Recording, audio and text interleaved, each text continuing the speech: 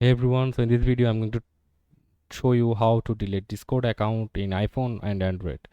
So first of all, if you are deleting your Discord account from your iPhone, so first of all you have to open the app and click on the user setting. You can find this by clicking on the orange icon at the bottom of your display and then select my account and scroll down to the bottom of the settings, and uh, here you can see the delete account option, and in the pop-up that appears, confirm the deletion of your account by entering your password. You have to enter your password the last time before deleting, and if you click on the delete button, sign into your account and go to user settings. This can be found toward the bottom and the clock icon, and here it says after giving the delete after selecting the delete account option, your Discord account will be permanently deleted, and it's same on the mobile app on Android or iOS devices.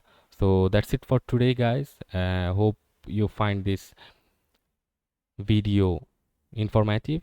uh, be sure to like and subscribe, and see you on the next video.